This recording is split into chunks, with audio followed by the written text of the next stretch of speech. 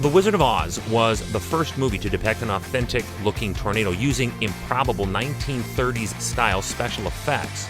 Through the decades, this all-time classic has inspired moviegoers and weather nerds alike. Hi, I'm Chris May, writer, producer, and host of This Day in Weather History, now in its second year from the Weather Network in Canada. Inspired by this first foray into a weather-centric plotline, there have been countless thrillers made, to varying degrees of success, let's admit that use the weather as the main focal point or villain or weapon. But it started here with this movie, This Day in Weather History. 1939. On September 1st, we would have fallen face first into the Second World War.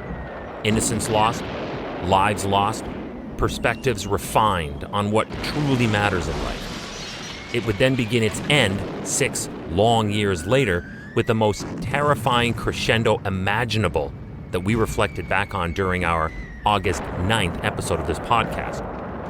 But barely 1 month prior to the start of World War II, there was a film.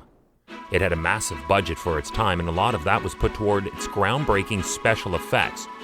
It was on August 12, 1939, when The Wizard of Oz had one of its world premieres at the Strand Theatre in Oconomowoc, Wisconsin.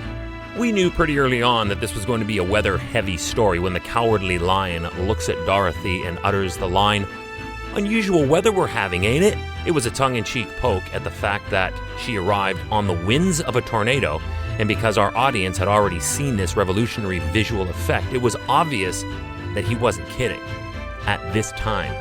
And it opened the eyes of thrill seekers who now knew what a tornado was, what it could do, and where to find them. Enter the future of the storm chaser. Remember, this film shows a relatively candy apple journey in a house that stays together, where the only fatality was a witch in Oz that the house lands on, again, fully intact. So I dare say there were probably a few startled bravehearts who, when they first ventured out to chase a tornado, found out that they're a completely different beast to that which we were singing about while walking home from the movie house having seen this film. Surprise! Welcome to year 2 of this podcast. Right now, you're listening to the full version of today's story on your favorite podcast provider. But there's also the daily podcast video short.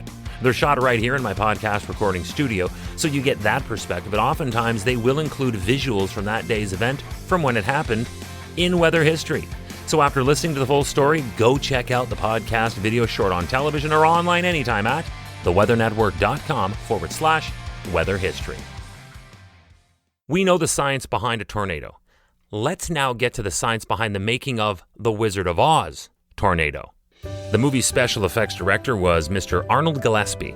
His first attempt at simulating a tornado was to use a 35-foot-tall rubber cone, but this turned out to be too rigid and simply wouldn't move. Next, the special effects director drew from his experience as a pilot.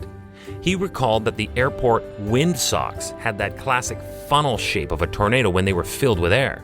He set to work designing a tornado out of muslin, which is a lightweight woven cloth. You see, that would allow it to twist, bend, and move from side to side when filled with wind. From his many trials, he then built a 35-foot-long tapered muslin sock and connected it to the top of a steel gantry that he then suspended at the top of the stage.